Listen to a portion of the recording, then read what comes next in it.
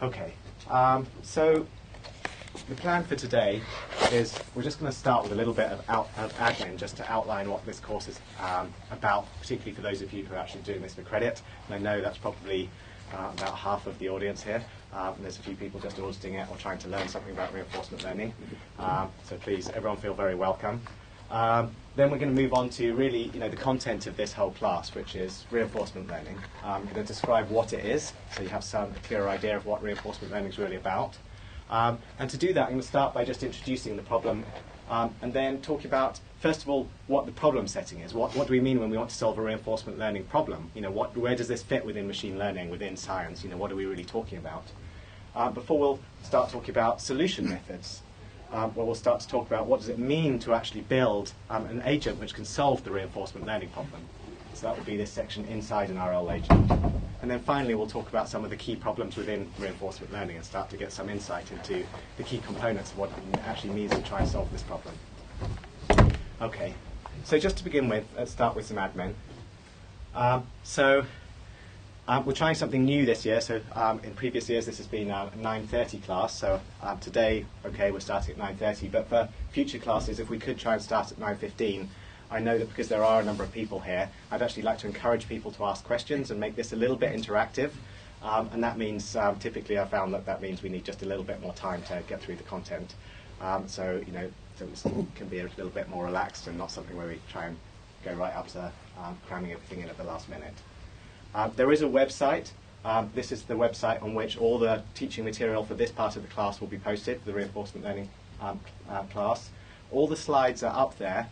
However, I should note that I reserve the right to change the slides right up to the last minute, and I often do.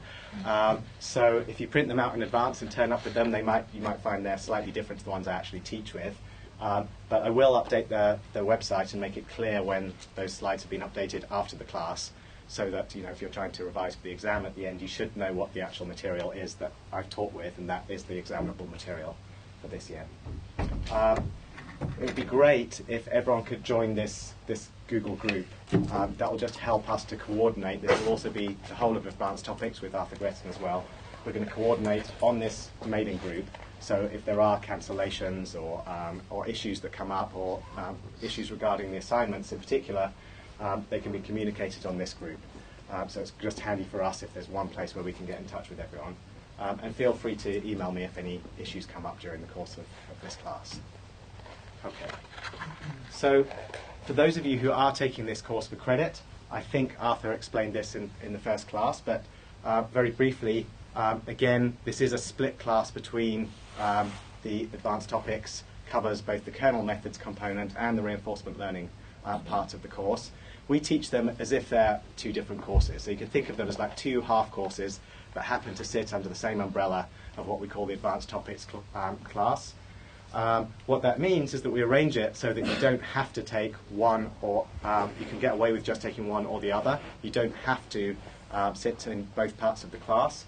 And so the way we do that is there's an assessment for the RL part and an exam for the RL part. There's an assessment for the kernel methods. And in the exam, you can choose kind of which or both of those questions to answer. So specifically, the RL part will be 50% coursework. The whole overall assessment will be 50% coursework, 50% exam. And there'll be two different assignments. You can choose one or the other. If you happen to do both of them, the bonus you get is that your overall score will be the max of how you did in both of those assignments. So it can be a significant advantage for those of you who do both of these assignments, but you can also get away with just doing one of them. And in the exam, the way that we get around this issue of having two half classes is that there are 3 reinforcement learning questions in the exam and 3 kernel methods questions in the exam, and you can choose any 3 to answer in the exam. So if you do study for both parts, you have the flexibility of choosing amongst them, but you can again get away with just learning one part or the other, although you're really just stuck with the course with the questions that I will offer you if you're doing the RL side, or Arthur if you just do the kernel method side.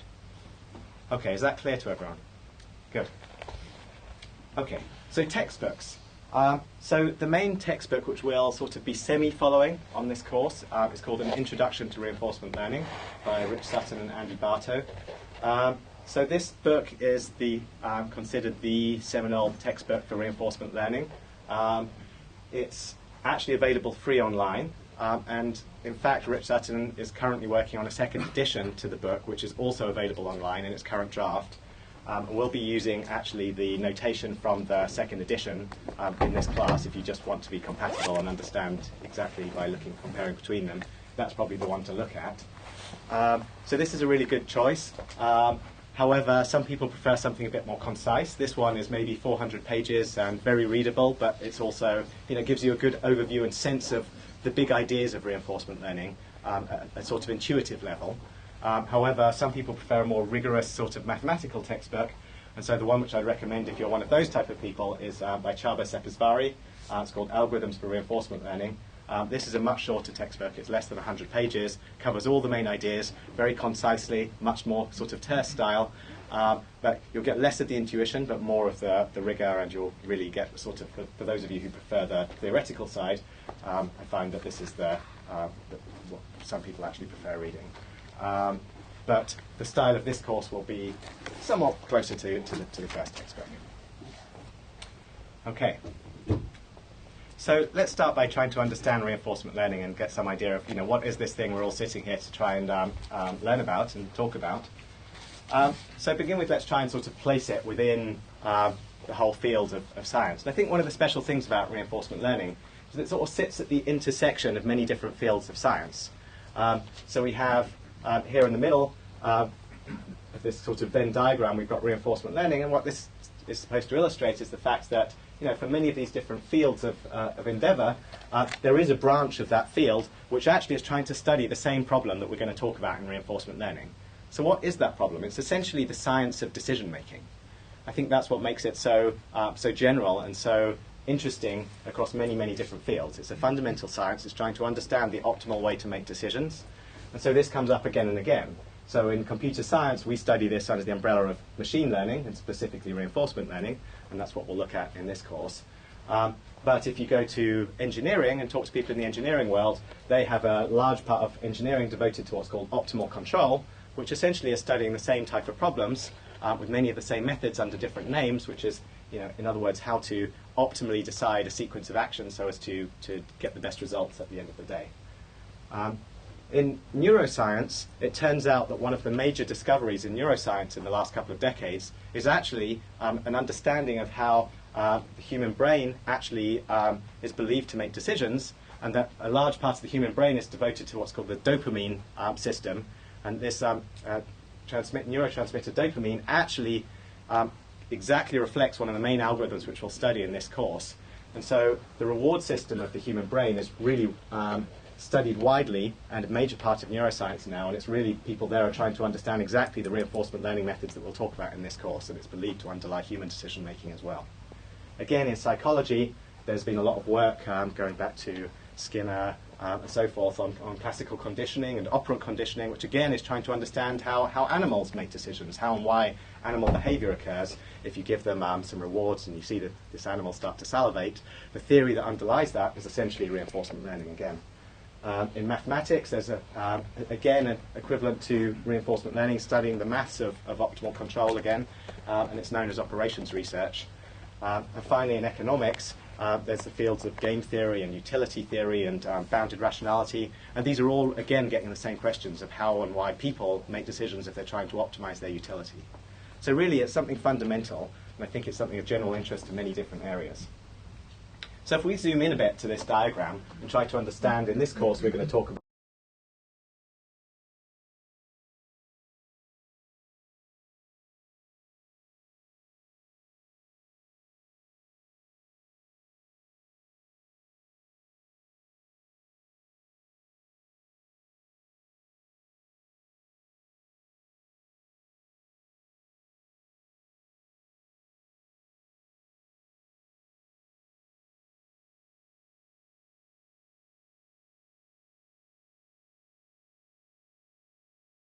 reinforcement learning. So there's a few things which differentiate reinforcement learning from supervised learning and from unsupervised learning as well. And so let's just see if we can understand those distinctions. So the first one is maybe the most obvious, that there's no supervisor. When we do reinforcement learning, no one tells us the right action to take.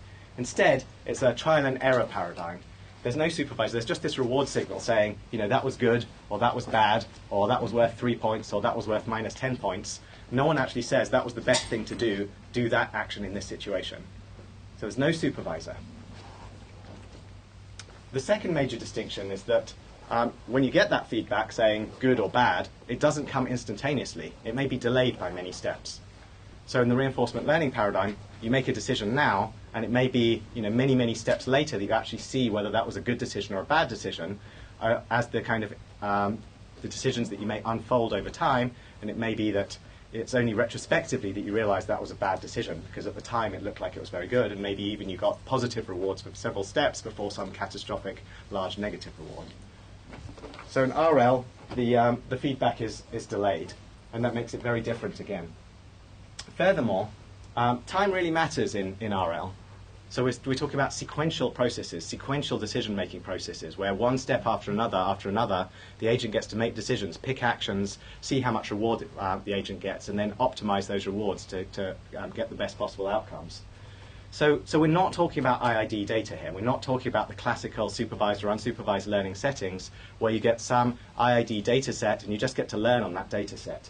Here, we've got a dynamic system. There's an agent moving through a world. And imagine a robot sitting, walking through some environment. What that robot sees at 1 second is going to be very correlated to what it sees at the next second. This doesn't really, the IID paradigm that we're familiar with doesn't apply to RL. And specifically, perhaps the most important way in which IID breaks down is that in reinforcement learning, the agent gets to take actions. It gets to influence its environment. It gets to move around. Imagine this robot. It gets to move around in its robot. If I'm in the robot and I walk to this side of the room, I will receive very different data. So I'll see different things. I'll get different rewards to if I'd moved over to this side of the room. So the agent is actually influencing the data that it sees. This is like an active learning process. So it basically got this combined set of differences that defines the RL paradigm and makes it quite distinct.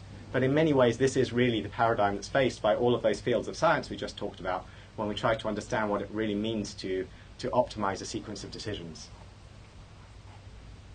Okay, so let's try and make this concrete by talking about some examples of what would be our reinforcement learning problems. Let's not talk in the abstract. Let's get a feel of what RL is all about. So I'm just going to kind of illustrate this with a few examples, and then we'll have a couple of videos. This is the first lecture. It's nice to have a bit of fun. And so one example would be flying stunt maneuvers in a helicopter. We'll see a video in just a second. So here, that you've got a helicopter being controlled. You want this helicopter to make a particular maneuver. It's not that anyone tells you at any given moment, yes, you've done the right thing, or no, you've done the wrong thing. It's that at the end of some period of time, you want to have executed this maneuver, and maybe someone says good or bad at the end of it. And crashing is typically very bad. Another example would be to play the game of backgammon. And one of the famous successes of reinforcement learning is when Jerry Tassaro defeated the world human champion at the game of backgammon, just by reinforcement learning. So this is a system that was basically playing the game again and again, and just by trial and error learning, figured out a way to play backgammon better than humans. Another example would be to manage an investment portfolio, where now the time steps are decisions which are being made perhaps in real time. Perhaps there's some stream of data coming in this trading agent, and it has to make decisions about what to invest where and in what products, and the reward in this case might be money, and it's trying to maximize the amount that it makes over time. But it's a clear example of a reinforcement learning strategy, a reinforcement learning problem. Or to control a power station. A power station is an RL problem in the sense that there's a sequence of controls that you can make of that power station. Perhaps the controls are, it could be the torques on the motors of how things are being converted. It could be different ratios that are controlling the batteries and so forth. There's all kinds of different tweaks. In a wind turbine, you have the blade pitches and so forth. There's all kinds of different parameters which can be controlled at every second so as to optimize the throughput of this power station. So there are many different decisions that can be made there over time, and there's some long-term goal, which is efficient generation. Another example would be to make a humanoid robot walk. So you don't want this thing to fall over. You maybe want it to get to the other side of the room. How do you do that? This is a reinforcement learning problem. There's rewards at every step telling you whether it's falling over or whether it's making progress. and at every step it's got to learn for itself how to figure out this behavior of walking across the room. Finally, this is an example from DeepMind, where we've been working on this recently. How do you get a single program to play against a suite of different games? So you just sit down in front of an Atari emulator. You want to play this Atari game, say Better Than a Human. How do you do that if you just sit down and watch a stream of video coming in and get to control the joystick? How do you learn how to play that game to some good level and get the maximum amount of score on that game? Okay, so let's have some videos just to make this a little bit concrete. So each of those examples I just gave, I should add as a real successes of reinforcement learning. So they weren't just abstract examples. They're things where reinforcement learning agents have been successfully built to solve each of these problems. So this is a nice example of the helicopter. So it's not a full-size helicopter. It's a fairly substantial model helicopter. So when it crashes, it doesn't cost like $1 million. But it's learned through reinforcement learning to perform particular stunt maneuvers, which are described down in the bottom right there. And it's being asked now to kind of show off and execute all of these behaviors that it's learned, essentially through trial and error. Basically, this thing learned by accumulating experience, learning from that experience, being told a reward function of what's good and what's bad, and then executing that behavior to see all of these different maneuvers now. Some of them are quite fun. And believe me, if you just take a model helicopter and try to control it yourself, it's very hard to make it fly upside down, or to do a split S, or to do some of these maneuvers.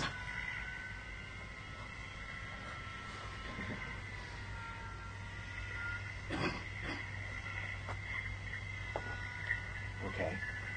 But were they trained manually? Were they simulated? Did the training times by simulation, or it was in real time, just refly? So the way this was done, they built a model. They learned to model. So we'll come to this later in the course. They built a model first. Once they had a model of how the helicopter behaves, they then did some planning with respect to the model. And they were able to actually then, so the learning was done on the model offline and then applied to so the model was learned from real data, and then it was able to learn with respect to that model how to perform optimally. I just want to show one more movie.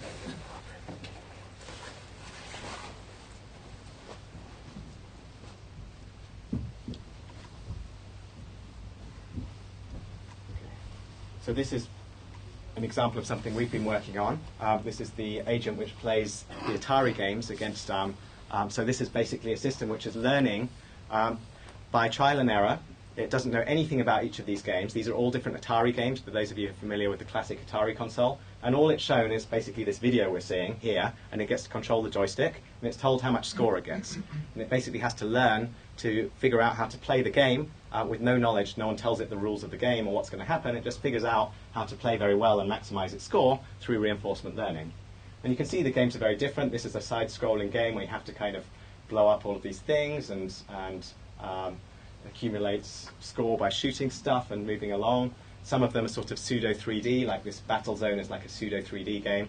We don't claim these are good games, by the way, just that we build a reinforcement learning agent to be able to play them all, and it learns to do better than humans in more than half of the games that we played against. This is a really ridiculous game where the game is literally to make a chicken cross the road, and it learns to do that. This is more of a classic kind of shoot-'em-up Space Invaders type game called Demon Attack. Learns to kind of duck in and out of the bullets and shoot all the aliens. This one is Pong, the classic original Atari game, and we're controlling the green guy here and basically learning to hit it right. You have to get these like sharp angles off the corner to be able to get it past the opponent, and it sort of learns this strategy and eventually learns a perfect strategy of winning every game. Yes? You're allowing, presumably, the reinforcement algorithm to respond to stimuli in a much shorter space of time than a human would be able to do that. Simply because of the hand-eye coordination, for example, there must be a lower... Actually, no, we tried to match it to roughly human. So we make decisions at 15 hertz, which is not way beyond what humans are capable of.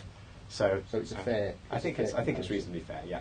So this game is Sequest. Here you'll notice it has to do like delayed decision making, like it has to go up to the top, fill up with fuel, which doesn't get it any score, so that then it can go back and shoot agent, all these different monsters and things, and fish and sharks, and go back and get more score.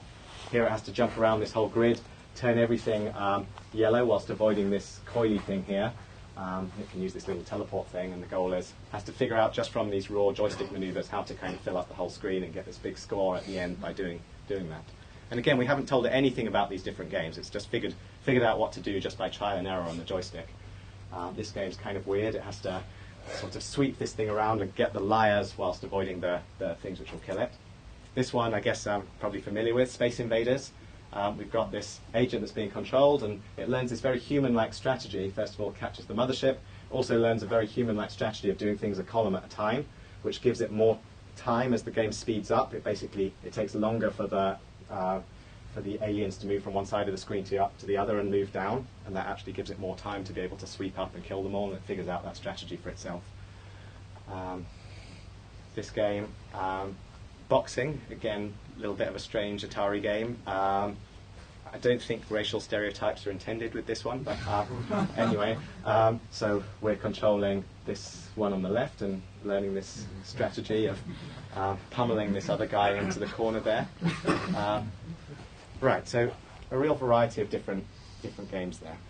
How long does it take to train this algorithm? And were there any ones that were particularly tricky to train? So yes, it. Just off a MacBook, for instance. Yeah. So on a MacBook it would take quite a while. We use it on a GPU. Yeah. So using deep learning. So there's a whole story there of exactly what we do. But roughly speaking, it takes around 3 or 4 days of training to get to the human level of performance on each game per game. So 3 or 4 days of compute time to do that. Okay. So that hopefully gives a flavour of what RL's about. And I don't want you to think that RL is just about games, but actually a lot of my background in reinforcement learning has been on applying reinforcement learning to games, to board games, to video games, and I think they're kind of fun to talk about. So, some of the examples will be drawn from my experience, and so I really want you to see this as just examples of how RL can be applied, and in that sense games are just like little microcosms of real things which happen in the real world, which have very clearly defined rules and help us to understand how these ideas can be applied. So don't think it's just a game-specific idea, it's very generally applicable. Okay, so let's talk now about the reinforcement learning problem. So any questions first about, before we move on? I think we'll start to get into more details and understand things a bit more clearly in just a second. Yeah? Just on the Atari games thing, do you use what it learns on one game and then sort of transfer that knowledge to a different game, or is it starting fresh each time? It starts fresh each time. Right. Okay, so the RL problem. So one of the most fundamental quantities in reinforcement learning we're just going to talk about in a bit more detail now, and this is the idea of rewards. So a reward, what is it? Well, it's just a number. It's a scalar feedback signal, this random variable RT. So every time step t, we're going to define this feedback signal, RT, saying basically how well is the agent doing at that time step. And the job of the agent is basically to get as many, to sum up these RTs and get as much reward as possible in total. That's what the agent's goal is.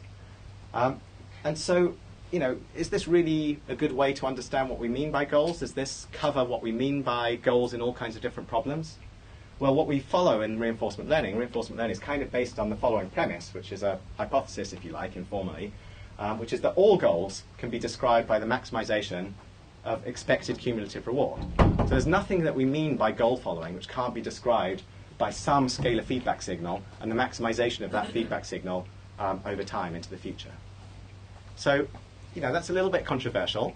So you should think about that. Do you agree with it? What do people think? Is this something you agree with? We're certainly going to be following that and using that as the premise for the remainder of the course. But it's okay if you've got, in the back of your mind, well, really? Can you do this, this, or this? So just have a think about that for a second. Any thoughts? Do people object? Are they happy? What I'll take if the silence as reward's happiness. just at the end of the game? There's no intermediate reward. How would you wouldn't be able to use reinforcement learning where that was the case, would you? So intermediate rewards are fine? Or No intermediate rewards. It's all at the end. So you Okay. don't know anything until you get to the end. That's absolutely fine. So that just means that we're defining the goal then. So if there's no intermediate rewards, is the question, what happens? And then in that case, what we define is that we define an end of episode and we define a reward at the end of the episode. And now the sum of the rewards is exactly how well you do at the end of that episode. And the goal of the agent is to pick action so as to maximize that expected sum of rewards at the end of the episode. So what if the goal is, say, to pass some sort of challenge within the shortest amount of time? So it's... Okay, so the question was, what about if it's a time-based goal, like if the goal is to try and do something in the shortest amount of time? So typically what we do there is we define the reward signal to be -1 per time step. And then again, there's a termination of the episode at the end of when you actually achieve your goal, you stop. And now it's a well-defined objective to maximize your cumulative reward, basically minimizes the time that it takes to reach goal. So let's actually make this concrete again by talking about some different rewards. So let's actually look at the examples we used. So we started by talking about the stunt maneuvers in a helicopter. So we have, in that case, the rewards might take the following form of a positive reward each time we follow the desired trajectory or come within some epsilon radius of where we want to be, and a large negative reward for crashing. Really, crashing should be bad. It should learn to not do that. If we're playing a game, like backgammon, there would be 0 intermediate rewards to follow the question, but at the end of the game, we would give a signal saying, if you won the game, that's good. If you lost the game, bad. And then the agent just figures out for itself how to maximize those rewards, and it will learn to take decisions along the way that will maximize at the end of the game how well it does. If you're managing an investment portfolio, I guess one of the good things about finance has a very clear reward signal, which is dollars or pounds, and so in that case, the goal is simply to maximize the total reward. Controlling a power station, there would typically be some positive reward for each unit of power that's produced by this power station. But there might also be negative rewards for exceeding safety thresholds or doing something which is not, maybe there's regulations by the regulator which have to be respected. And if you want to make a robot walk, you might have a positive reward for forward motion. Each unit of distance that you travel might perhaps give a unit of reward. And there might be, again, a large negative reward for falling over. So each of these examples of problems where they're very different problems. They might not feel at first glance like there's a common framework for all of these, but our goal is going to be to build a unifying framework where within machine learning we can address all of these different types of problems within the same formalism and therefore solve them all using the same agents and the same ideas. And so the first step is understanding the reward signal, that we get a reward at every time step. Okay. And in the Atari example, finally, in that case, we just gave a positive or negative reward for each change in score at every step. Like if you got 10 more points in that step, it'd be a plus 10 reward at that time step. Okay. So now, what is this framework? You should be asking yourself, well, these are all really very different problems. How can we even imagine a unifying framework for all of them? And so, we think of this as sequential decision making, and the goal in each case is the same. That's what unifies them together.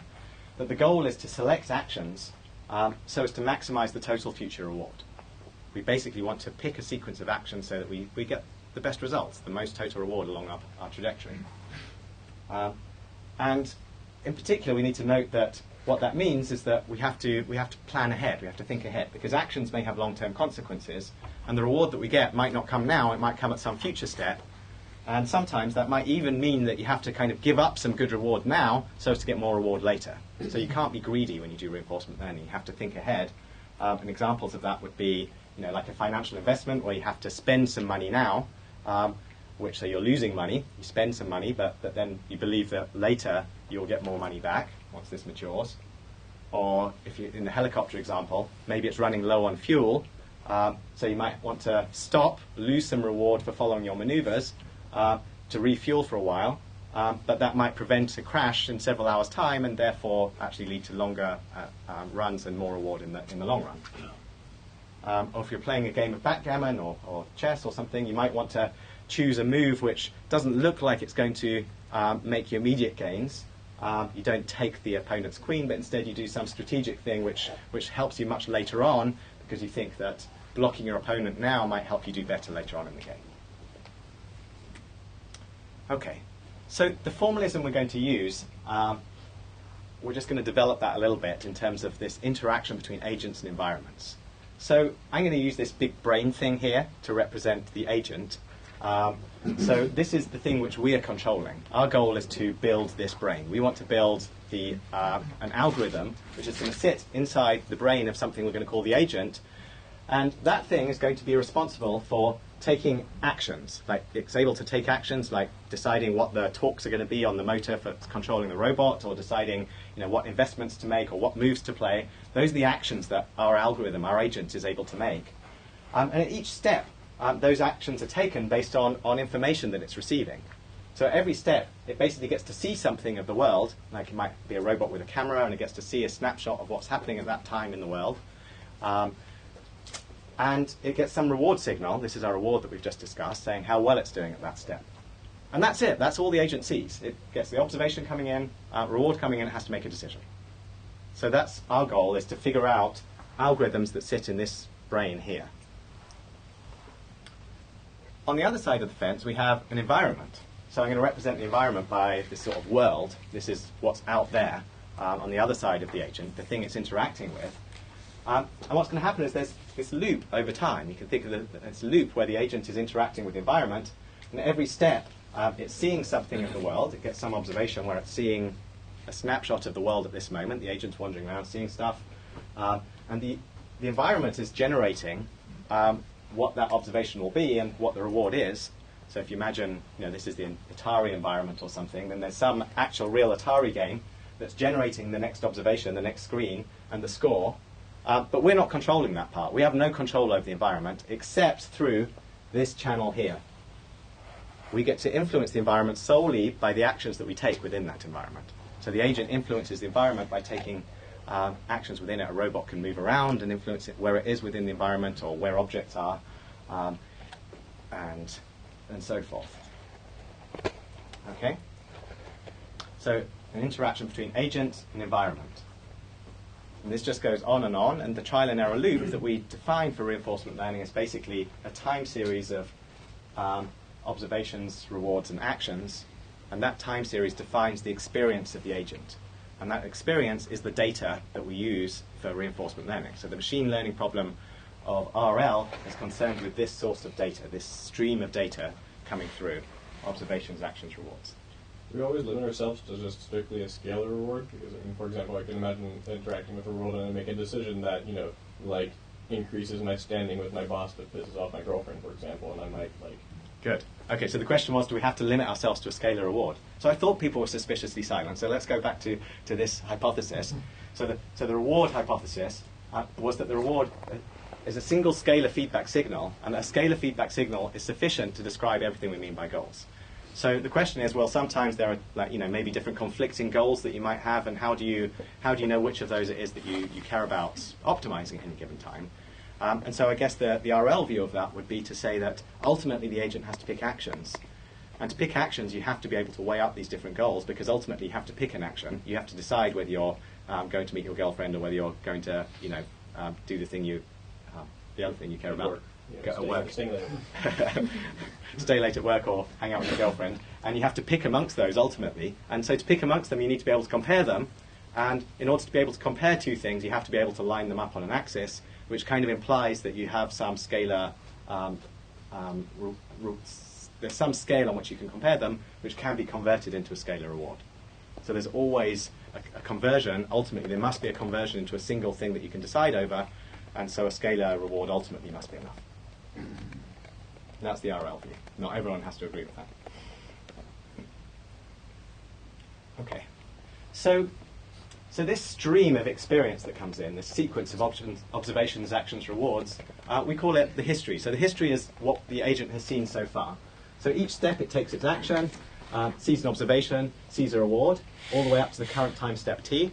And the history, ht, is basically the sequence of everything it's seen so far. And that's, in some sense, this is all the observable variables. Like, there might be other things hiding inside the environment, but the agent doesn't know about those. It can't observe those things. And so in some sense, they're irrelevant to the algorithms that we create. The algorithms that we create can only be concerned with what the agent can actually see. Remember, we're trying to build that brain. The algorithm sits in that brain. And so we should only concern ourselves with what the brain is actually exposed to. And so you can think of this as like the sensory motor stream of a robot or an embodied agent. But this also applies more generally. You know, a game-playing agent or a trading agent, it has its own sensory motor stream of, you know, what the inputs are that it's seeing and the decisions that it's able to take. There's some well-defined interface between agent and environment, and we just get to control and see this stream of stuff that's coming into the agent from its environment. And what happens next actually depends on this history. So the agent, you know, our algorithm, we get to build something which is essentially a mapping from this history to an action. So that's our goal, is to build a mapping. An algorithm is a mapping from one of these histories to picking the next action. So what happens next from the agent's point of view depends on the history.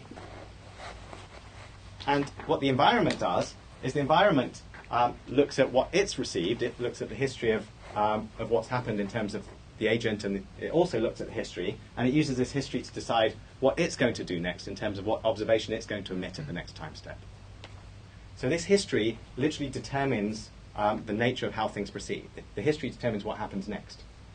But it's not very useful.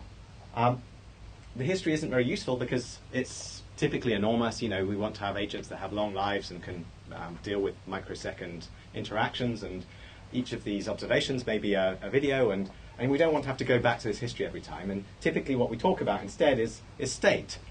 And so state is like a summary of the information that's used to determine what happens next. So in other words, if we can replace the history by some concise summary that captures all the information we need to determine what happens next, then we've got a much better chance to do some real things with our machine learning. And we're going to spend some time talking about state. I think it's a really crucial concept that's widely misunderstood, and I really want to carry this over really carefully. So formally, what is state? So every time step t, we can construct this state, which is a function of the history. So it's just any function of the history. That's the definition of state. So, you know, a valid definition of state would be to only look at the last observation, for example, and just ignore everything that's come before, or to look at the last 4 observations. That's actually what we did in Atari. Pretty simple. Okay. But there's many different definitions of state, and what I want to pick apart now is at least 3 different definitions of state to understand what they really mean and how they relate to each other. So the first definition is what we call the environment state. So the environment state is basically the information that's used within the environment to determine what happens next. So if you think about it, there's some in this world. Imagine this is, you know, the robot interacting with some real environment. That real environment has some sort of set of numbers determining what's going to happen next. Or if this is the Atari emulator, the emulator has some internal state that's going to decide what that emulator does next. Or if this is, you know, a factory, what happens to that factory has some process that's going to decide what happens next. And there's some set of numbers that determines what happens next from the environment's point of view, based on what it's seen so far, its history, and there's some state that summarizes everything it's seen, and which will spit out the very next observation and reward. And so we call that the environment state. This is literally, you know, what, if you kind of informally were to say what state is the environment in, it's the set of numbers that is contained in here, the information that is necessary to determine what happens next from the environment's perspective.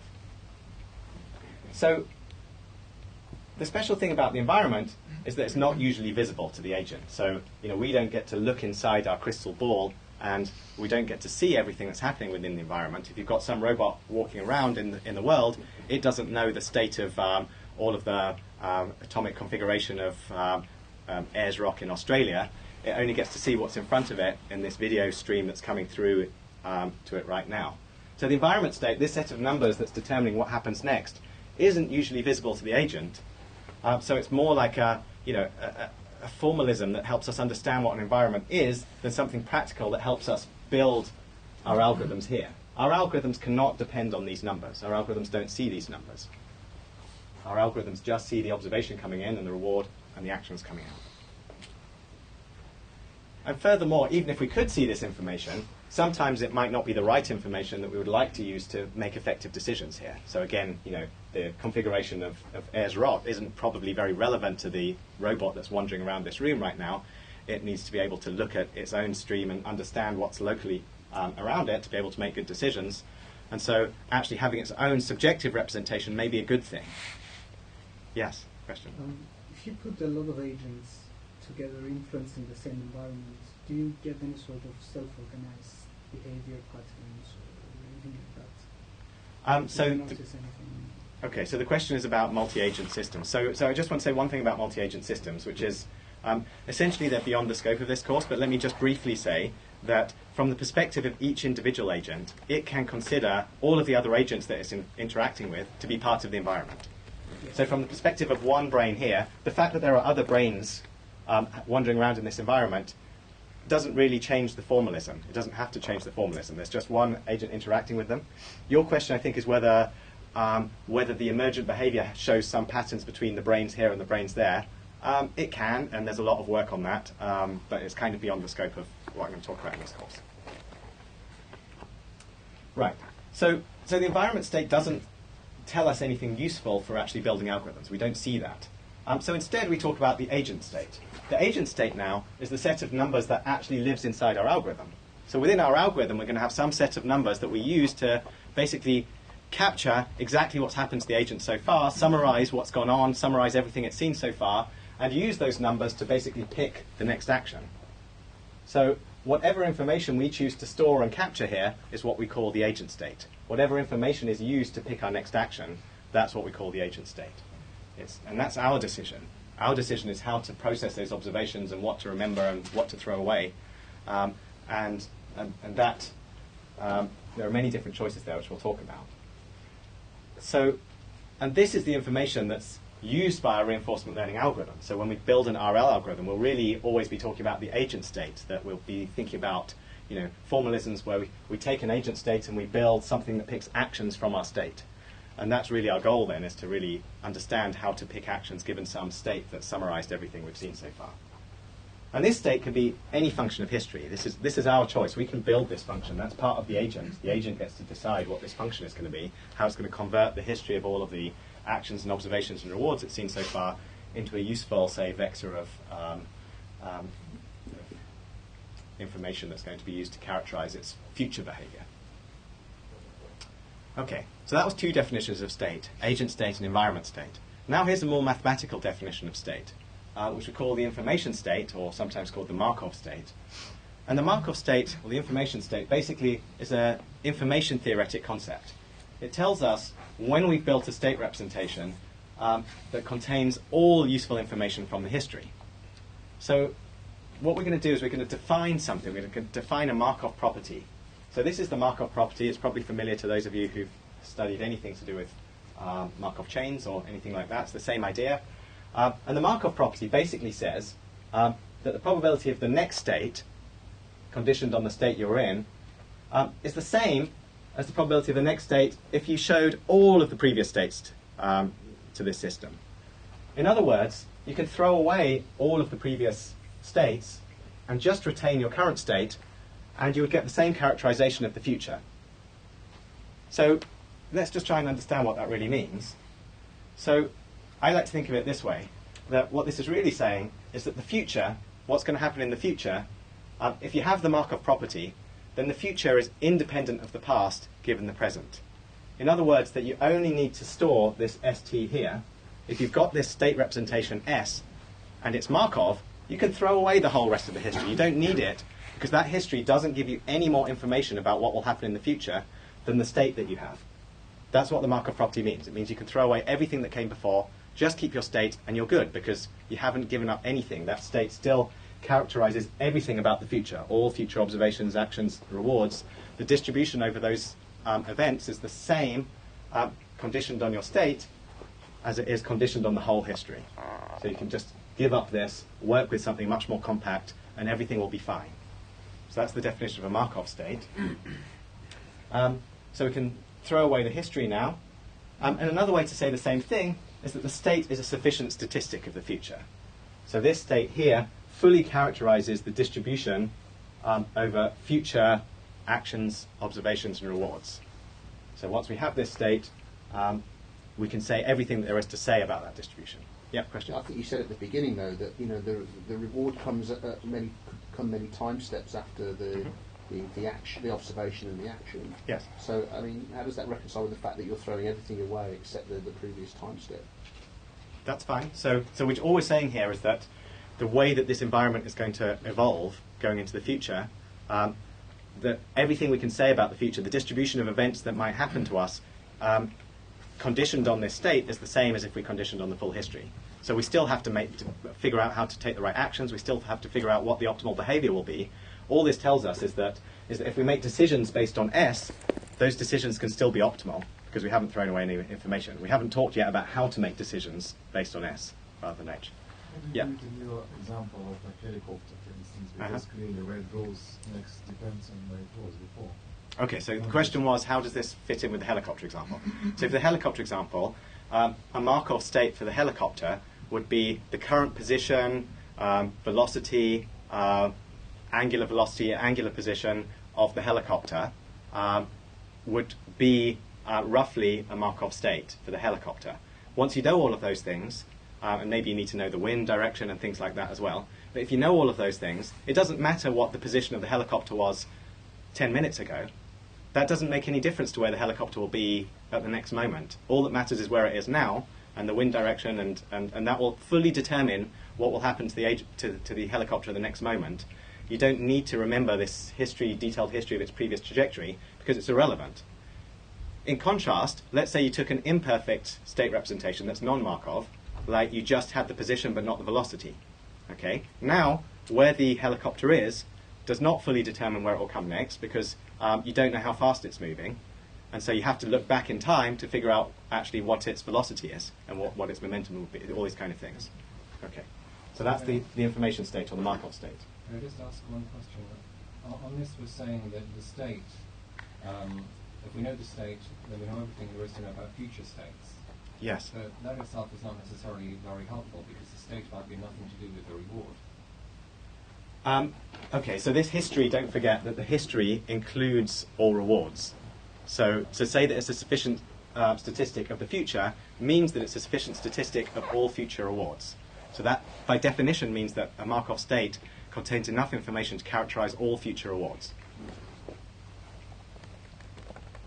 Okay, so I want to give two just brief examples before we move on. So one thing to note is that the environment state, if only we had access to the environment state, that would be great, because the environment state is Markov. By definition, the environment state fully characterizes what will happen next in the environment, because that's what the environment is using to pick its next, the next observation it's going to emit is and the reward.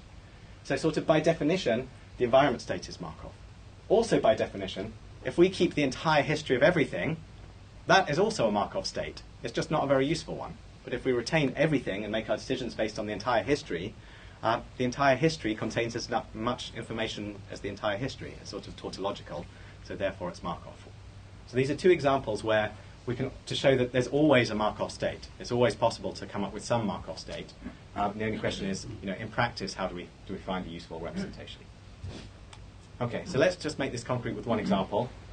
So this example, we've got this rat, and I want you guys to be the rat. Okay, and I'm going to be the evil experimenter who's going to either give you a piece of cheese, or if you don't do what I like, then I'm going to electrocute you. Okay, so here's a few sequences that you observe. So you're learning by trial and error. So light comes on, you pull a lever, hear a bell, and then zap, I electrocute you. Okay, sorry. Second episode, you hear a bell, see a light come on, you pull a lever again, and you get a delicious piece of cheese. Okay? Third episode, pull a lever, see a light come on, pull a lever again, hear a bell, and now you need to predict for me. Are you going to get electrocuted, or are you going to get a delicious piece of cheese? Okay? So let's have a show of hands for, based on this experience that you've seen so far, if you were this rat, how many people think that you'll be electrocuted? Okay, a lot of people. How many people think that you'll get a delicious piece of cheese? Okay, a few. And can someone say why you thought, so someone from the electrocution, why did you think you'd be electrocuted? Because of the bell. So from the past experience, when you hear a bell after the lever, you get electrocuted. Okay. While in both cases you have seen a light before the lever, so we're not sure about it. Right, so the comment was that the recent history was the same. So we've seen light, lever, bell here, light, lever, bell here. So from the last three, we would expect there to be electrocution. So another way to say that is that if you're a rat and your agent state, the state that you're using to make your decisions is the last 3 things in the sequence, then you would believe that you're going to be electrocuted.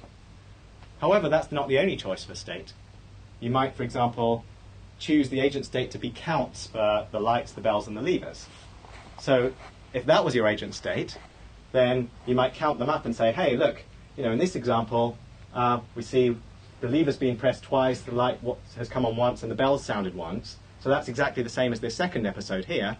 So if that's our representation of state, we would expect that the cheese would appear now. So it should be clear that what we believe will happen next depends on our representation of state. So what about this one? What if the agent state is the complete sequence? What will happen next? If we think that the next thing which happens is the complete sequence we've seen so far, what will happen next? We don't know. And that's another legitimate case. It might be that actually the environment, what happens next does depend on the entire sequence, and you just have to see all 4 things before you know what happens next, in which case we just don't have the data to decide yet. So the state representation really defines what happens next in some way that can be characterized in all kinds of different ways. And in some sense, our job is to build an agent state that's useful, that is effective in doing the best job of predicting what happens next. Okay. So let's finally, on this part, just talk about a couple of special cases. So fully observable environment, this is what we're going to work with for a lot of the remainder of the course. So this is the nice case. So this is the type of environment where we get to see everything. The agent literally gets to see what's going on in the environment state. So it gets to look inside, see the numbers inside the environment, and work with those numbers. So that's the best case. And so another way to say that is that all of these things collapse to the same quantity. So the observation that we see is the same as the agent state, which is the same as the environment state. We get to see the environment state and use it as our agent state. And when we work with this type of representation, we come up with the main formalism for reinforcement learning, which is called a Markov decision process, or MDP for short.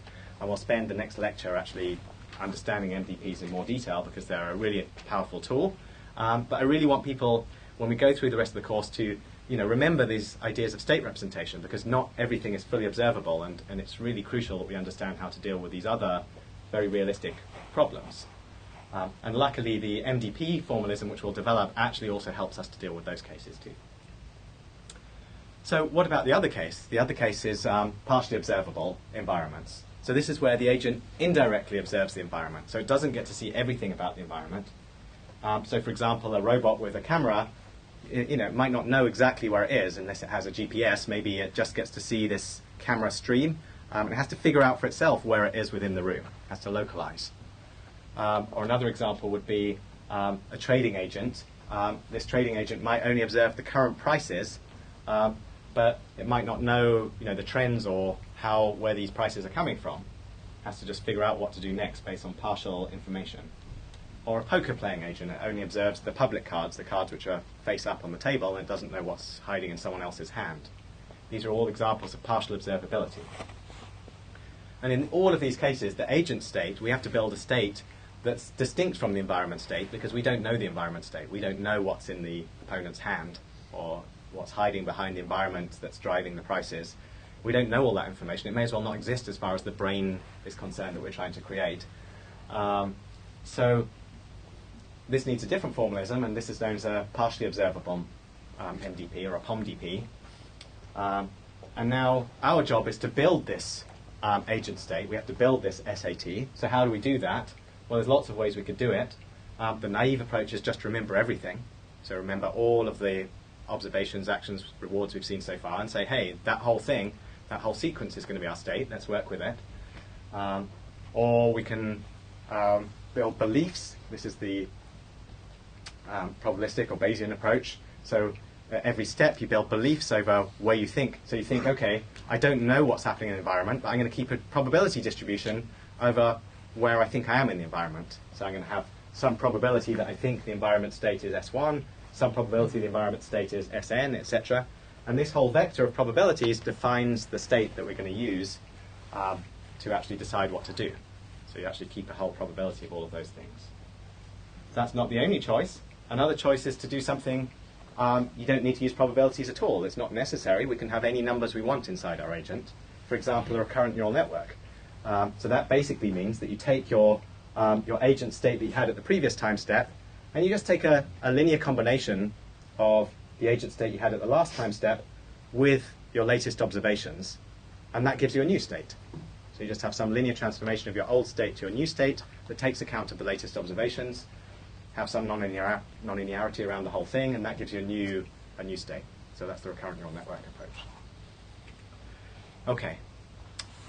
Any questions before I think I missed one? Yeah. Just to clarify, for instance, between these two descriptions in your Atari game, full state would presumably be knowing the rules of the game. So the agent would sort of realize what the rules are. So the question was, can I clarify what's going on with the Atari example?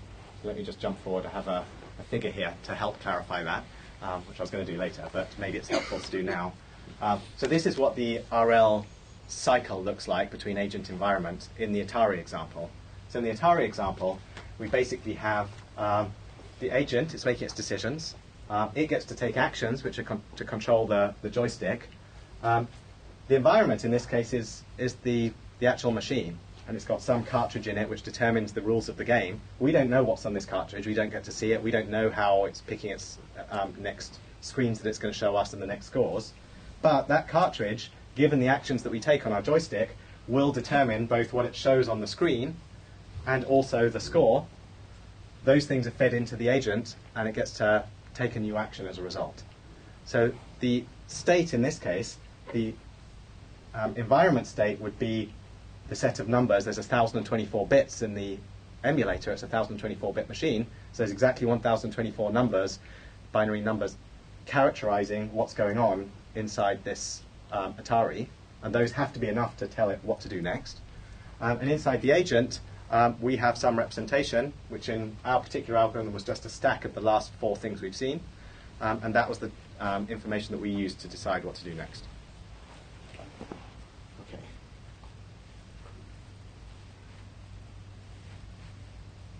Right. So let's open up an RL agent and see what's inside. So far, just to clarify, we've talked only about the problem. We haven't even mentioned how to solve the problem. We've just talked about what it is to define this reinforcement learning problem. So what I'd like to do is talk about the main components of an RL agent. What are the main pieces that go inside it? And I'm going to use that to build a bit of a taxonomy of how we talk about reinforcement learning. So an RL agent may include one of these 3 things. These are the main objects for reinforcement learning. They're not the only ones, so I don't want you to think this is an exclusive list. But these are the main concepts that we're going to talk about, the main pieces you may have or not have inside your agent. The first one is what we call a policy. So this is how the agent picks its actions. It's its behavior function. It's the way that it goes from its state to a decision about what action to take. The second idea is what we call a value function. This is the thing which basically says, how good is it to be in a particular state? How good is it to take a particular action? How much reward do we expect to get if we take that action in this particular state? That's the idea of the value function, a really central idea to a lot of reinforcement learning, estimating how well we're doing in a particular situation. And the third quantity is what we call a model, which is how the agent thinks the environment works. So not the real environment, but the agent's kind of view of the environment. It's got its own model of how the environment may or may not work. Okay. Now these are not always required for an agent, but these are 3 pieces that may or may not be used. Okay, so let's just go through them one by one. So the policy is essentially a map from state to action. So if we're in some state S, then we could have a deterministic policy. That's one choice. It's like just a function now. This function pi tells us how to get from some state S, summarizing the situation we're in, to some action A. This is the decision the agent takes. And so this policy is really the thing which we care about. We want this thing to, we want to learn this thing from experience, and we want this policy to be such that we get the most possible reward. So that's the game we're playing, is to try and, the brain we're trying to build is the thing that figures out this policy. We can also learn a stochastic policy. So there's no reason our policies have to be deterministic functions. They can also be stochastic, and often this is very useful. It helps us to make random exploratory decisions, for example, to see more of the state space. And so this is just a probability of taking a particular action conditioned on being in some state. So it's a stochastic map now from states to actions. And we'll talk about both of those in this course. Okay. The next central quantity is the value function. So let's really try and unpack this a little bit. So the value function is a prediction of expected future reward. So why do we need this? Well, we need this to say, if you want to choose between state 1 and state 2, or between action 1 and action 2, how do you choose between them? Well, we want to be able to choose on the correct basis, and the basis that we're trying to use here is how much total reward we expect to get in the future. So the expected future total reward is what we mean by a value function. So formally, we typically write it something like this. So this would be a value function, and the value function depends on the way in which you're behaving. So we have to index it by pi here. So if I was to have a robot which is falling over a lot, that robot will get a very different total reward to an agent which is standing up or walking effectively. So the amount of reward that we get depends on the policy. And so the value function for a policy tells us how much total reward we expect to get going into the future. So we're going to look at the expectation over the future of the reward at time t, plus the reward at the next time step, plus the reward at the next time step. And we can also have this discounting going into the future. This is something that says we care more about immediate rewards than later rewards.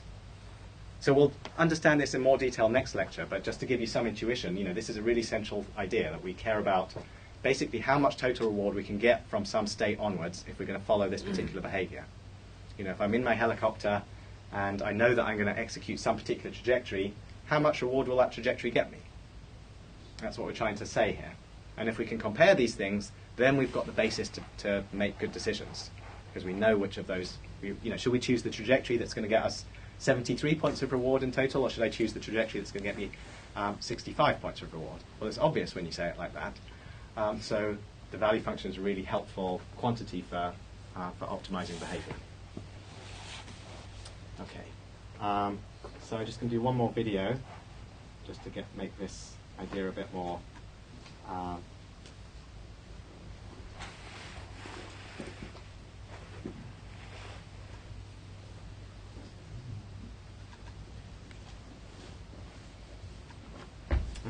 So this is the value function in Atari. So what we're looking at here on the top right, if we look at the top right, is exactly this quantity V that we were just talking about, saying how much reward the agent thinks it's going to get going into the future. And the one down the bottom is saying how much reward it thinks it's going to get for each different action. So just back up a little bit. And what you'll notice is that there's this sort of oscillating behavior where each time the bat is getting, each time it hits the ball, it was going to get more reward. Let me just back up a second. We can look at that. Here. So each time the ball is getting closer to hitting something, it knows it's just about to get this reward. There's no uncertainty left. And so it gets this big spikes in the reward according to this. And each time the ball's coming back down, the predicted future reward is going down. And so you get this sort of oscillating behavior. And it's only when the agent's actually close that it matters which way it goes. It has to make a decision when the ball's coming down of whether to go right or left. And until it gets right there, it doesn't really matter which one it chooses. Now for Space Invaders, what we see here, let me just back up again, is that what we see is that there's basically, we'll see a big spike, which is when the mothership starts coming along the top, it realizes that mothership might mean a big spike in possible reward it's about to get. Like if it actually shoots that mothership, it should expect to get a very large positive reward. And so when that appears in its state, when it starts to see this thing, its prediction of future reward should go up. And so that's what we see, is that now this mothership comes up, the value function starts to climb, it misses the opportunity to get it, and the value function goes back down again. Now we see another example. The value function is kind of flat, it's getting all of these things as it's shooting. Here comes the mothership. This time it shoots it, and the value function still goes back down, because we're always just talking about the future reward. The value function is how much reward we expect to get in the future. So the fact that we've just got that reward, so now we've received that reward, but we still predict that we're going to get less reward from now on, because the mothership's already come, we've shot it, it's probably not going to come again for a while. Okay, so we've got like this agent's internal measure of how much reward, how much score it's going to get going into the future from here. And this thing is like its oscilloscope of how well it's doing at any given moment in time. That can be used to make decisions. So Yeah. So this reward is predicted let's say 1 second, right? It's not predicting the end of the game, or just Yeah, the reward has a time scale to it, and the time scale. If we just go back to the time scale. So the question was: is there a time scale to the how far ahead we look in? Is there a horizon to how far ahead we look into the future for these scores? And the answer is that the horizon is given by this discount factor. So at every step we discount the reward a little bit more and a little bit more and a little bit more going into the future until essentially we don't care about things very far into the future. So for that particular example, it was about 0.99, the discounting, which means that we're essentially looking, say 100 steps into the future. Yeah. Is there some sort of a risk-reward trade-off between the value functions? So for example, you care about value functions which have a lower expectation but are more stable in terms of actions you do. Okay, so the question is there some kind of risk trade-off that you can make where you can, for example, can you balance variance of these reward predictions? The answer is that ultimately what we care about, we've defined a formalism in which what we care about is just the amount of reward we get, and if you care about just expected reward, then risk is already factored in, that you will figure out the behavior which correctly balances risk automatically if you optimize for this. However, there are people who specifically try to do, for example, trading, who take account of risk, and there's risk-sensitive markup decision processes which do try to explicitly account for this. So if you really want to bring in risk, you can, but I think the right way to think of this is that risk is already accounted for, that it will automatically, the behavior that maximizes value is the one that correctly trades off the agent's risks so as to get the maximum amount of reward going into the future. And that just automatically emerges from the formalism. Okay, so remember we talked about these different quantities. So we've had the policy and the value function. So now let's talk about models. So a model is basically, it's not the environment itself, but sometimes it's useful to imagine what the environment might do, to try and learn the behavior of the environment, and then use that model of the environment to help make a plan and to help figure out what to do next. So specifically, the way we normally do this is to have two parts to our model, transition model and a reward model, where the transition model is basically predicting what the next state will be, predicting the dynamics of the environment. So if this was the helicopter, this is the thing that says that if you're in this particular, if the helicopter's facing this way in this position with this angle, and the wind is coming in this direction, then it's likely to move to this position and this angle, and so forth. That's the dynamics of the environment. And we can try and model those dynamics. We can try and learn what will happen to that helicopter at the next step and figure that out. And we can also learn to predict how much reward we'll get. So we can learn that if the helicopter's in this situation, that it's not crashing and that we'll get one reward for staying alive or whatever it is. And so formally we break this up into a state transition model that just tells us the probability of being in the next state given the previous state in action, and a reward model that tells us the expected reward given the current state in action. Okay, so it's optional to do this, and actually a lot of the course will focus on model-free methods that don't use a model at all. So this isn't a requirement. It's not necessary to explicitly build a model of the environment, but it is something you can do. So let's try and make these concrete in a very simple example, which is a maze. So this maze example is like a canonical RL problem. These little grid worlds, we use them for sort of didactic purposes. And so the idea is we're going to start here and try and get to this goal here, and there's going to be a -1 per time step reward, just like the question earlier. The goal here is essentially to solve this maze as quickly as possible, and that's reflected by this -1 per time step, and the problem will finish when the agent reaches the goal. So solving this, the optimal solution will be just to whiz around it as quickly as possible. And the actions are just like four connected, like it can go north, east, south, west, and the state is basically the agent's location in this grid. Okay? So an example of a policy would be represented like this. That these arrows are an example policy that sort of represents what the agent would choose to do if it was in any one of these states. So this is an example of a deterministic policy function that says, if I'm in this state, go left. If I'm in this state, go up. If I'm in this state, go right. It's a mapping from states to actions. Once you have this mapping, you can just kind of read it out and behave. Like the agent can just read out its behavior and just move all the way to the goal, and we'll get there. So that's what we mean by a policy. We mean like these arrows here. The value function, remember we're going through these three key concepts. So the value function looks something like this. This is the value function for each of these states, where we know that if we're just about to reach the goal, we're only one step away from the goal here, So this must have a value of -1. Here we're 2 steps away from the goal, so this has a value of -2. If we go all the way back to here, we have a value of -16. We can have worse values. You know, if we're stuck over here and we've gone the wrong way, we might have a value of -24. Now we have these values. It's very easy to build an optimal policy because, for example, when we get here, we can just look up what's the value of going north compared to the value of going south, and it's very clear that the value of going north is greater than the value of going south, and so this is useful gives us a basis for optimal behavior. And finally, a model. So let's say the agent has seen one trajectory through this maze, kind of moved around like this, and then it reached the goal, and now it tries to build a model of how this environment works. So you can think of this as it's trying to kind of build its own map of the environment. It's trying to figure out what will happen in the environment. And the model in this case would look something like this, and these -1s represent the fact that it's seen that you get -1 per step, and this map represents what it's understood of the dynamics of the environment so far. It understands that as you move around, these are the transitions where you can move from state to state. It's not reality, it's just the agent's model of reality. Okay. So when we categorize RL agents, we can basically build a taxonomy now where we can taxonomize all of reinforcement learning according to these 3 quantities.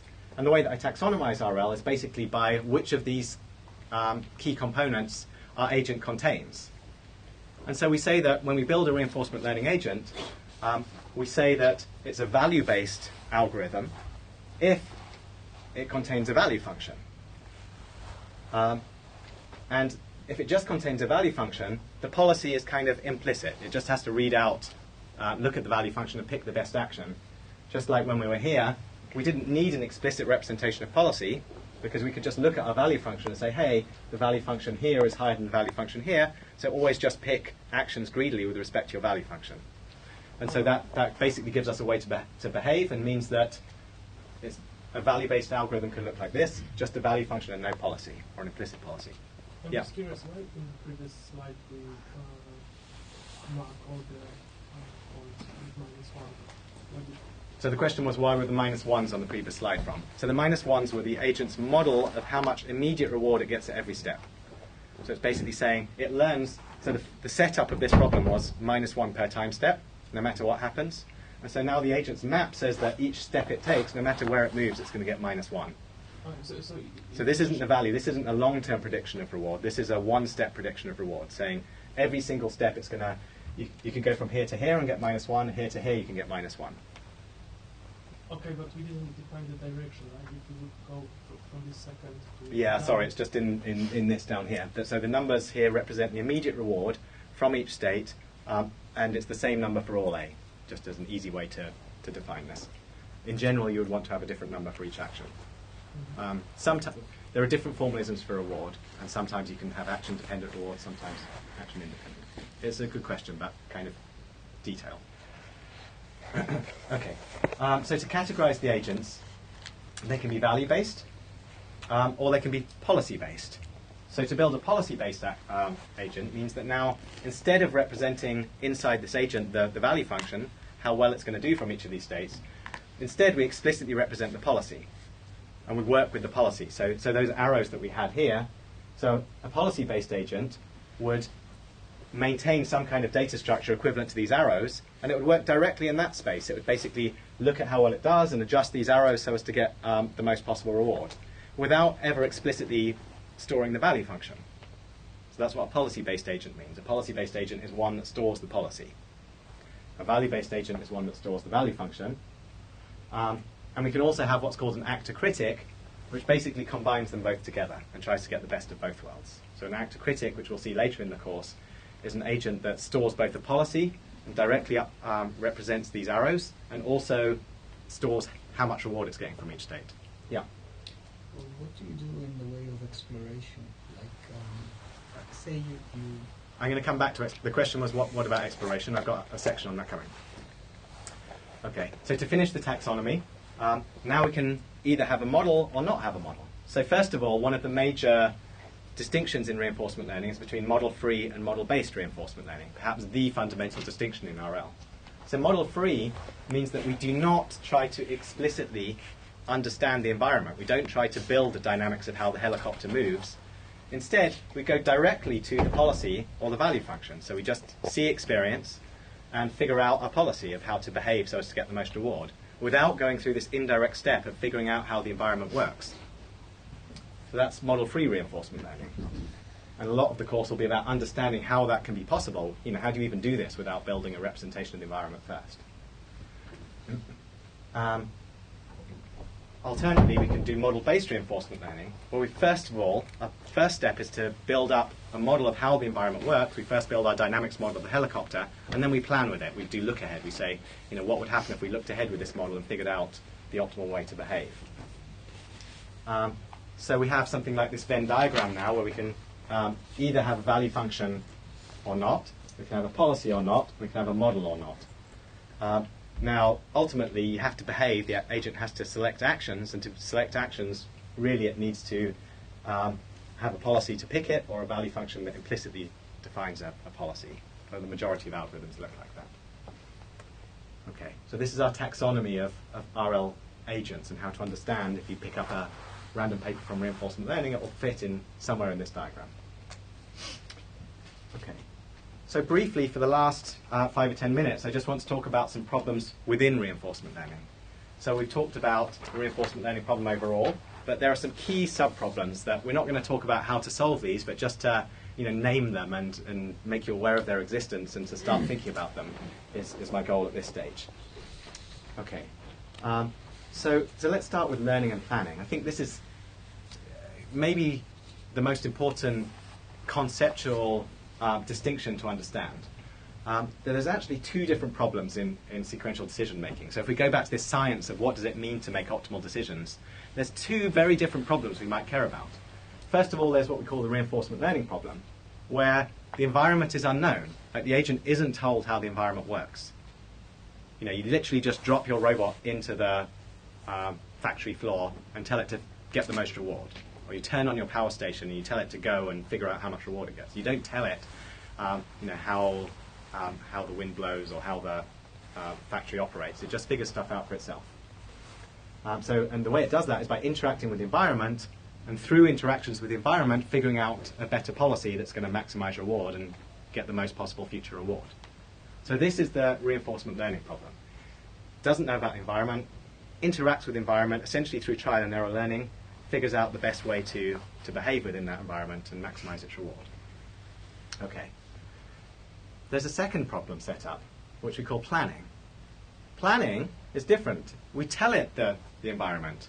In the planning problem, we say, this is exactly the environment that you're working within. We tell it all the rules of the game, if you like. We tell it the details of the dynamics of the wind for the helicopter and how helicopters move. We tell it. We give it the differential equations describing wind and so forth.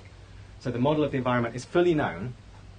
And instead of interacting with an environment, the agent performs internal computations with its model now. It's given this perfect model. It's given computation time. It interacts with its model. Doesn't actually have to do anything in the real world. It just kind of thinks for a while, figures out what to do next. Maybe it's doing look-ahead planning. And as a result of those interactions, it improves its policy and comes up with a way to behave. But they're very different setups. In RL, the environment's unknown. In planning, the environment is known. Now, of course, one way to do reinforcement learning is to first learn how the environment works and then do planning. So they're linked. These two things are intimately linked together, but they're separate problem setups. So let's try and make this concrete again. So let's talk about the Atari problem again. So this, I already went through this slide earlier. But this was the reinforcement learning problem, right? We start, no one told us how this emulator works. We just put our machine in front of this thing, it's trying to figure it out through trial and error. We don't know the rules of the game, we just see the scores on the screen and get to control the joystick. That's the RL problem. What about the planning problem? What would that look like? So what if someone actually told us how the emulator works? What if we actually had access to a perfect emulator of these Atari games, and we were able to do look-ahead planning with that emulator? We could query the emulator. You could think of this as our perfect model now. We could say, if I was in this state here, in this game Sequest, and I move the joystick right, where will I end up next? Or if I'm in this situation here and I move the joystick left, where will I end up next?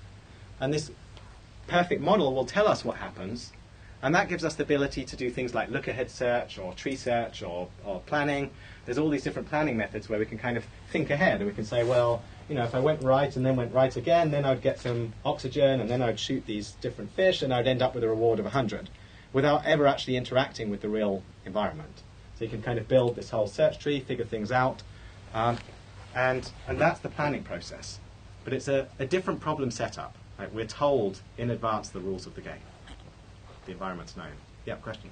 If there's more than only two actuators, like say multidimensional actuators, then this really quickly explodes into multiple possibilities of that. Right, okay. So the question is, what happens to the branching factor of this search space? So at the moment we're just talking about problem definitions. We'll have much more on how to plan effectively and efficiently and deal with large branching factors in later classes. So in practice we can do this. So I just want to cover, just before I take more questions, someone asked about exploration. So this is another problem within reinforcement learning. How do we balance exploration and exploitation? It's another key part of the identity of what it means to do reinforcement learning. So reinforcement learning we can think of as type of trial and error learning. You know, we don't know what the environment looks like. We have to figure it out through trial and error. We have to go find out which parts of the space are good and which parts of the space are bad. But the problem is that while we're doing that, we might actually be losing reward along the way. And so the goal is we want to actually figure out a good policy. We want to figure out the best part of this space. We want to figure out where the gold is in, you know, imagine you've got some pirate hunting for treasure. It wants to find the policy that has the most gold, but along the way, it wants to make sure that it's not giving up opportunities. Until it's found where the treasure chest is, it shouldn't be giving up the opportunities to exploit the things it has discovered. So the one way to say this is it basically gets to interact with experience. It's trying to find the best possible policy without losing too much reward along the way by exploring. So it has to balance exploration and exploitation. In other words, exploration means choosing to give up some reward that you know about in order to find out more about the environment. So, you know, maybe you think, given everything you've seen so far, you think that by going left you'll get the most reward, but you know that you haven't really explored right very much. And so maybe it's better to go right for a while, discover that there's a big treasure chest there, and so that in the future you might end up actually getting a lot more reward in the long run. So we've got this balance between exploration and exploitation. Exploration, find out more about the environment. Exploitation means exploit the information you've already found to maximize your reward. It's the exploration-exploitation trade-off. It comes up, you know, it's universal to reinforcement learning and kind of special to reinforcement learning. It doesn't come up elsewhere in machine learning. So let's just have some examples. So, you know, you all go to restaurants occasionally. So what happens if you're trying to pick the best restaurant? So what does it mean there? So exploitation means you kind of go to your favorite restaurant. Exploration would be trying a new restaurant. Now, how do you balance these? Like, if you never explore and keep going to your favorite restaurant, you kind of get stuck on something suboptimal. But if you explore all the time, you end up, you know, maybe eating food that you don't like because you're exploring a lot, and maybe you should have gone to your favorite restaurant a little bit more often. So you have to balance these things out so that you end up finding the best restaurant and eating delicious food along the way. The classic example of this, that's one of the big success stories of machine learning, is advertising online. So this is a big use case for a lot of this machinery, where you're trying to basically decide what advert to show on some banner on some website. So this would be like, you know, Google AdSense or something like this. And there's exploitation then would be to show the most successful advert, the one which people are clicking on the most. But sometimes you also need to explore and show some different adverts that haven't been displayed before to see if people will click on them. And maybe those adverts will turn out to be better, make more income. Or oil drilling, you might want to drill at the best known location, so you know that there's likely to be oil over here, so maybe you just keep drilling and drilling and drilling. But sometimes it might be a good idea to try some new location, drill down a bit, see if there's oil there. Or in game playing, you know, you might play the move you believe is best right now, or you might just try a completely different strategy, something quite experimental, see how your opponent responds. Maybe over the course of many games that will end up being more effective. Okay. So just to finish, okay. So final problem I'll just cover briefly, which is prediction and control. So this is another distinction within reinforcement learning between prediction, which basically means how well will I do if I follow my current policy. So someone tells me the policy, I'm given the policy, if I walk straight forward, how much reward will I get? Now that's a different problem to someone saying, what's the optimal policy? Which direction should you walk to get the most reward? And typically what happens in reinforcement learning is we need to solve the prediction problem in order to solve the control problem. We need to be able to evaluate all of our policies to figure out the best one. And so if we go back to our grid world example, you can have a grid world like this. This again is something where you've got an agent that's moving around this grid world. It's basically gets -1 per time step, but if it goes to A, it gets a +10 reward and teleports to A prime. If it goes to B, it gets a +5 reward and teleports to B prime. We can ask, what's the value function for the uniform random policy? Like if we just move around this grid randomly, how much reward will we get? That's a prediction problem. We're just asking for this fixed policy of behaving randomly, how much reward will we get? This is the answer. You get, at best, if you're in this top state here, you get 8.8 units of reward in total going into the future, roughly. And we'll see how to solve these things in subsequent lectures. If we were doing control, we ask the question, what's the optimal behavior in this grid world? If I'm anywhere on this grid and I behave optimally, now what's the value function? And the value function is very different. So now if we look again at that best state, before we were getting 8.8, now if we behave optimally in this grid world, we get a very different answer. The optimal value, according to the best possible behavior, gives us like more than 24 units of reward, because we're going to follow this optimal strategy and loop round and round these links and get more and more reward. So now it means that if we're in state A, we can expect to get more reward in the future. So the optimization problem, the control problem, is very different to the prediction problem. Okay, I just want to finish with the course outline, and so people understand what's coming next. So the course is roughly divided into 2 halves. I'm afraid because of last week it won't align with reading week, but we'll figure that out as it goes. But the first part is roughly covering the basics, covering really fundamental understanding of reinforcement learning.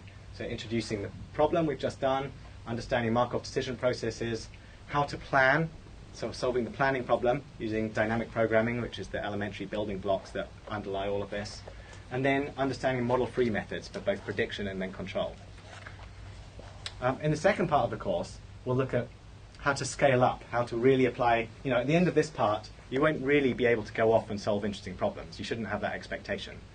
But all of the ideas which we'll learn here do scale up, and in the second part of the course, we'll understand how they scale up and apply to more interesting problems by using value function approximation, policy gradient methods, integrating learning and planning using more sophisticated approaches, solving the exploration-exploitation problem. And so that's where things will become interesting. And then finally, in the last lecture, which is the one which we'll have to find a good time for that, I'll just give a case study, which is some of the success stories of reinforcement learning in games. And we'll see that RL has been used to achieve not just world champion performance in backgammon, but actually across all of the different classic games,